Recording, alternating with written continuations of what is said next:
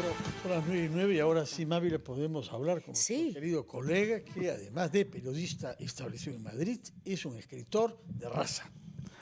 ¿Cómo es estás, un Mavi? escritor de raza, así Fernando, es. ¿qué tal? Renato, nuevamente un placer tenerte por aquí. Gracias por la invitación, que seguramente será una extensión de la bonita conversación que tuvimos el otro día. Claro que sí. Finalmente se produjo la presentación del libro, muchísima gente en la feria, ¿no? Creo que se cierra para ti una feria exitosa, digamos, con una muy buena acogida de esta edición que habíamos comentado, tan bonita en tapa dura, con esta foto tan interesante en la portada, rescatada además, ¿no? Sí, no, la edición conmemorativa que ha sacado Penguin, mi editorial, la verdad es que es preciosa. Queda mal que yo lo diga, pero es así, es una tapadura linda. Y ayer la verdad que el reencuentro con los lectores fue espléndido. Yo siempre le hago un poco de ascos a la palabra éxito, pero si el éxito literario existe, creo que tiene que ver mucho menos con las ventas y con las críticas y mucho más con la reacción de la gente en el 1 a 1, ¿no? Y la firma de libros te permite eso, que por breves minutos alguien venga y te diga por qué ese libro que tú escribiste tantos años atrás convencido de que nadie lo iba a leer, por qué terminó siendo importante para alguien que no te conoce, que no tiene ningún vínculo contigo, más que el de la lectura. Gente ahora, que te dice cosas como, contigo, gracias a tu libro, y con eso termino, gracias a tu libro me animé a buscar a mi padre, ¿no? Al que nunca había conocido. Un testimonio como ese, para mí es el ejemplo del éxito literario. Gracias a tu libro volví a leer. También, sí. Porque la cantidad de gente que se ha visto en esta edición de la feria, ¿no? Cada año la feria nos supera y eso es una sensación bonita para quienes hemos participado de algún evento o hemos visitado la feria este año. La cantidad de novedades, por ejemplo, que han aparecido para jóvenes, jóvenes y niños, y el hecho de que la gente esté regresando al libro, ¿no? Después de un periodo de repente de sequía, en algún momento de temor que hubo de que en el Perú no se leía, hoy creo que a través de las distintas alternativas y de las nuevas estrategias que han creado las editoriales, se habla de un momento saludable, nuevamente saludable. Hay más gente que el año pasado, hay más gesto de compra que el año pasado. Es un paréntesis de optimismo en un país que no invita al optimismo, ¿no? Es raro eso. Pues son 2 semanas, es una feria larga, de las más largas de América Latina, y uno va ahí, ve a las familias entusiastas comprando libros, escuchando autores, y piensa que el momento del país es otro, ¿no? Y sí, por eso me gusta mucho ir a la feria y ayer lo confirmé una vez más. Ahora, tú dices un vínculo con los lectores, pero ¿cómo sería posible que no haya un vínculo aún de los que no te han conocido cuando tú estás escribiendo el amor a tu padre al mismo tiempo que una interrogación sincera, honesta, radical sobre quién fue como figura pública?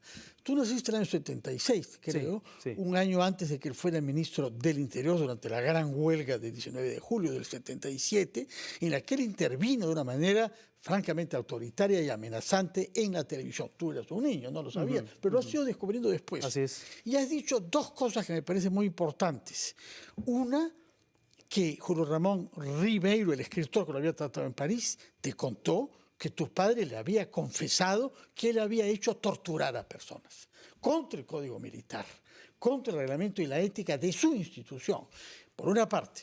Y por otra parte, él había estudiado en Argentina y admiraba al dictador Videla y dijo que él se sentiría orgulloso de estar sentado en el banquillo de los acusados junto a Videla. Hay todo ese aspecto. Un militar honesto, como lo mostró hasta el final de su vida, pero que tenía ideas radicales en esa materia.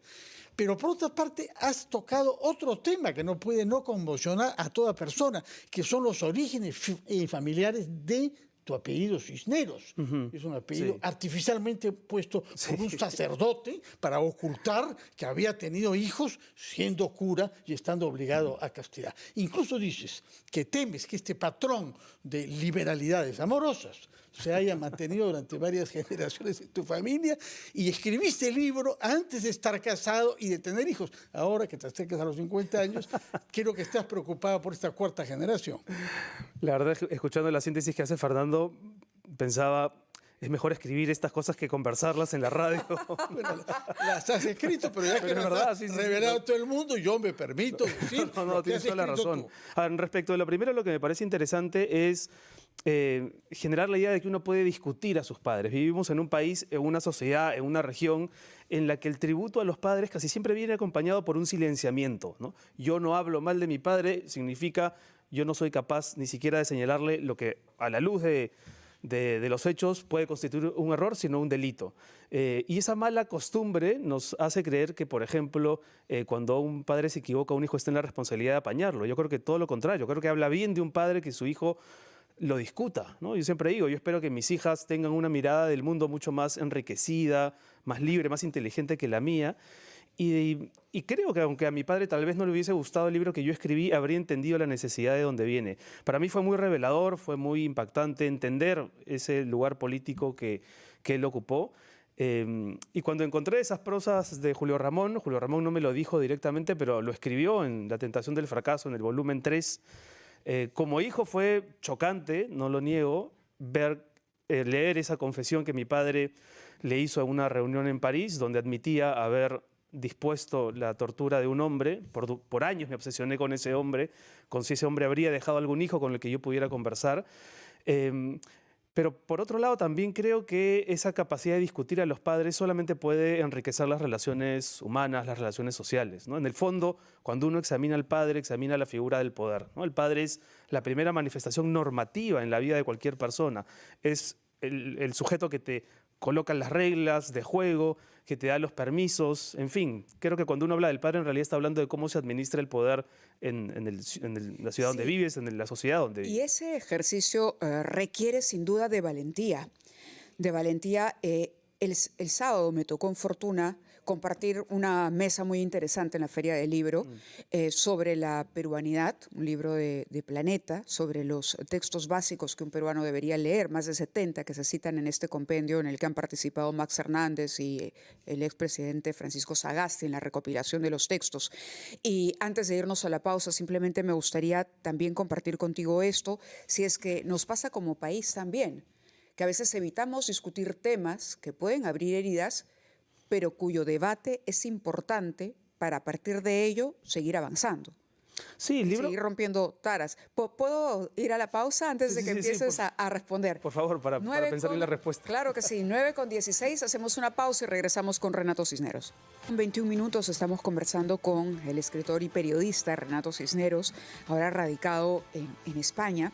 Y yo tenía esa curiosidad, Renato, de preguntarte si este ejercicio de valentía, ¿no? Porque hay un ejercicio a la hora de escribir, tú mismo nos decías durante la pausa, que enfrentar historias que de pronto no son necesariamente color de rosa, pero que son parte finalmente de nuestras historias particulares, pero también nacionales, deberíamos aplicarlas un poquito más a la historia del mismo país, a momentos difíciles que nos cuesta, que a veces preferimos, no hablar de eso porque de pronto nos vamos a pelear, pero vale la pena discutir a veces.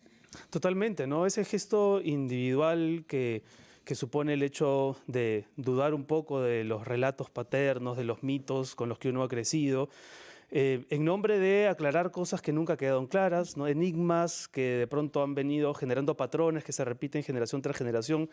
Cuando uno hace eso en la esfera individual, familiar, entiende que las cosas sin duda se comprenden mejor. Entiendes que esas decisiones que tú has empezado a tomar tienen que ver con quiénes fueron tus padres o tus abuelos mucho antes de que tú vengas al mundo. Si eso se reproduce... La distancia se acorta, esa distancia que nos separa total, se acorta. Comprendes la complejidad de la humanidad de esos hombres y mujeres que te antecedieron. Y si eso funciona a nivel individual, no tiene por qué no funcionar a nivel social y a nivel nacional, ¿no? Es decir, la construcción de una memoria no tendría por qué estar teñida de un color político. Debería ser un ejercicio promovido por todas las fuerzas políticas y, sin embargo, durante la última década o tal vez más, ¿no? Hay sectores políticos muy interesados en que las heridas que arrastramos como sociedad no se discutan, no se oculten o se estigmaticen, y yo creo que eso le hace un enorme daño a un país que tiene suficientes heridas que todavía no ha explorado. Que todavía se está buscando, ¿ah? ¿Perdón? Que todavía se está buscando. Sí, total, ¿no? Y entonces aparece una polémica a raíz de un libro como el de Pola y Campos, y en lugar de discutirla, inmediatamente la conversación se torna áspera y ya no entendemos nada, ¿no? Ni qué cosa es necesario, ni qué cosa es importante también no seguir dándole cabida. Algo que me parece a mí muy importante en nuestro país es tener lucidez sobre las especificidades del vínculo hijo-padre. En el caso de los escritores, desde Garcilaso hasta Vargas Llosa, los escritores peruanos han tenido poco padre. Eso pasa para Mariátegui, y eso pasa para también José María Arguedas, y eso pasa también para, en general, un montón de otros escritores que prácticamente se puede decir que son escritores a causa de la falta de padre. En tu caso es lo contrario, tienes demasiado padre, Demasiado no padre. solamente porque es una figura notoria, una persona atractiva y simpática, independientemente de las posiciones que él defendiera, además hermano de un intelectual liberal conocido como Luis Jaime Cisneros, el más importante lingüista peruano de la época y de la Academia Española, etcétera. Pero hay mucho padre también por el afecto, eso es lo que es notable, que ese libro tuyo desborda de amor por un padre que tú quieres conocer mejor.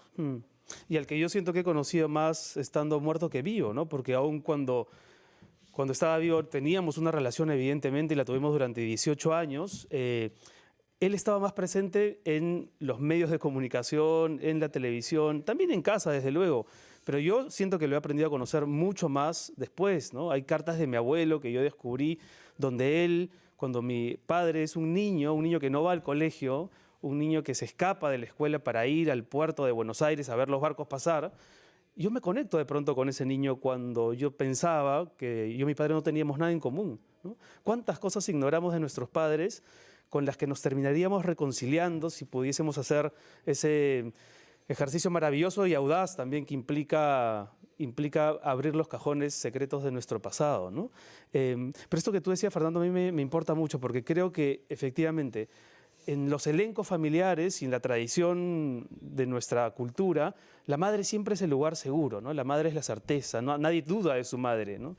En cambio, el padre es el personaje misterioso del elenco familiar. Va a un trabajo cuyos detalles no conocemos, a veces va para no volver. Y creo que mucha de la literatura se construye en nombre de lo que no está, ¿no?